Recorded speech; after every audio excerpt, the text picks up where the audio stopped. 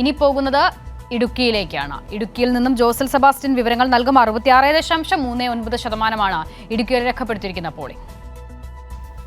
അസിത, തെരഞ്ഞെടുപ്പ് കമ്മീഷനും പാർലമെൻറ്റ് മണ്ഡലത്തിലെ PRDയും നൽകുന്ന കണക്കുകൾ അനുസരിച്ചാണ് എങ്കിൽ അത് ഒരിക്കലും നമുക്ക് വിലയിരുത്താൻ പറ്റുന്ന ഒന്നല്ല. കാരണം ഇടുക്കി പോലെ ഭൂവിസ്തൃതമായ ഒരു മണ്ഡലത്തിൽ അവസാന കണക്കുകൾ വരാൻ ഇനിയും സമയമെടുക്കും എന്നുള്ളതാണ് വസ്തുത.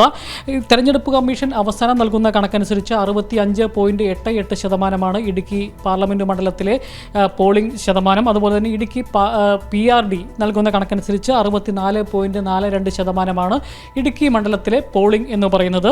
ഇത് 2014-നെയും 2019-നെയും വെച്ച് പരിശോധിക്കുകയാണെങ്കിൽ വളരെ കുറഞ്ഞ ഒരു പോളിംഗ് ശതമാനമാണ്.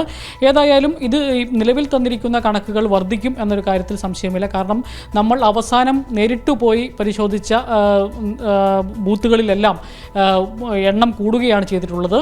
ഒരു ബൂത്തിൽ 20 വോട്ട് കൂടിയിട്ടുണ്ടെങ്കിൽ വേറൊരു ബൂത്തിൽ 90 വോട്ടുകൾ കൂടിയിട്ടുണ്ട്. അപ്പോൾ ഏതായാലും തെരഞ്ഞെടുപ്പ് കമ്മീഷനും അതുപോലെ തന്നെ PRDയും നൽകുന്ന കണക്കുകളെല്ലാം വരും മണിക്കൂറുകൾ വർദ്ധിക്കാനാണ് സാധ്യത. എങ്കിലും 70% താഴെയാണ് പോളിംഗ് നിൽക്കുന്നത് എങ്കിൽ ശരി, കണക്കുകളൊന്നും അന്തിമമല്ല എന്നുള്ളതാണ് ജോസൽ പറയുന്നത്. ഇനിയും സമയമെടുക്കും അന്തിമമായ ചിത്രത്തിലേക്ക് എത്താൻ.